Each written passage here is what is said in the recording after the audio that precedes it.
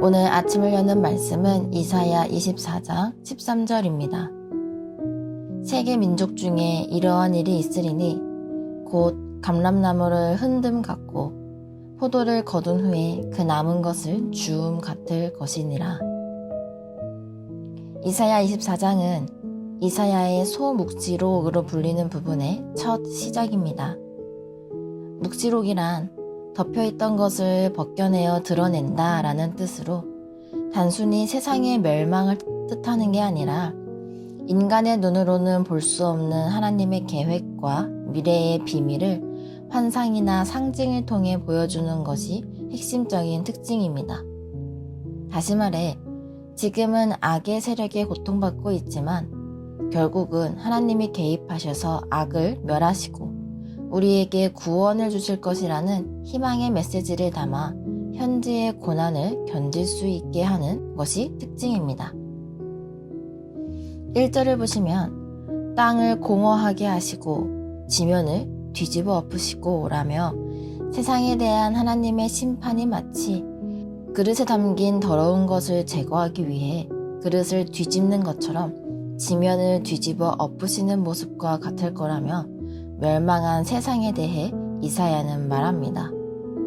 하나님은 심판을 통해 2절 말씀과 같은 일들을 행하시는데요. 첫째, 백성과 제사장이 같아지는 정치, 종교적 문제가 해결되며, 둘째, 종과 상전이 같아지고 여종과 여주인이 같아지는 신분적 문제가 해결되며, 셋째, 사는 자와 파는 자, 빌려주는 자와 빌리는 자, 이자를 받는 자와 이자를 내는 자가 같아지는 경제적 문제가 해결되는 일입니다.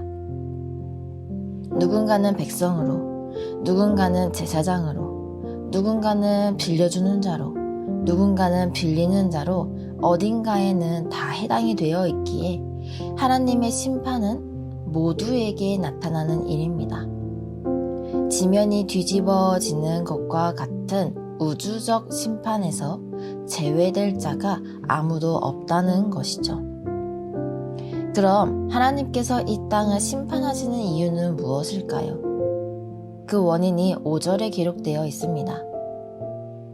땅이 또한 그 주민 아래서 더럽게 되었으니 이는 그들이 율법을 범하며 율례를 어기며 영원한 언약을 깨뜨렸음이라.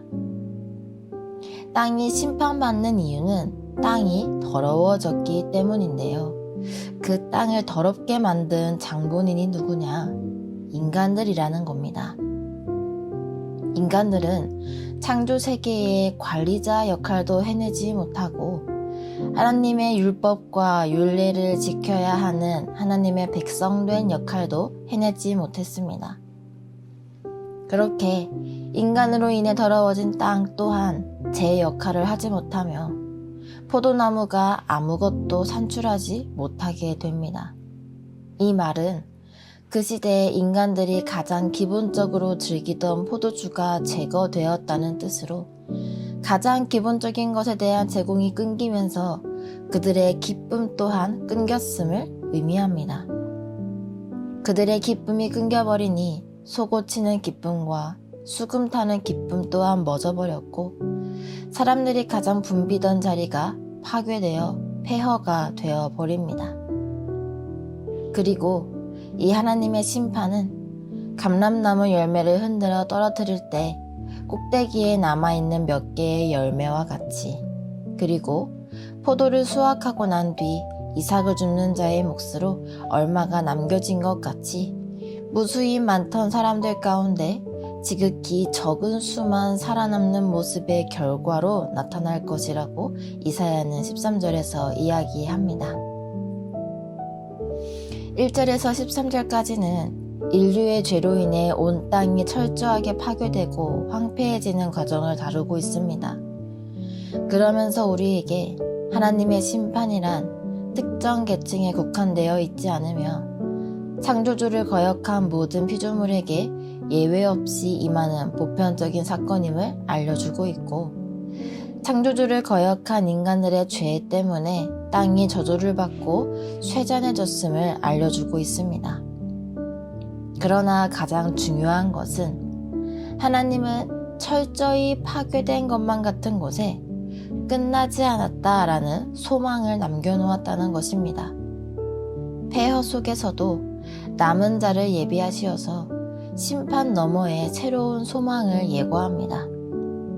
그래서 14절을 보시면 무수히 많던 사람 중에 살아남은 극소수들은 여호와의 위엄, 즉 하나님의 그 위대하심을 바다에서, 동방에서, 모든 섬에서 소리 높여 노래할 것을 이야기합니다.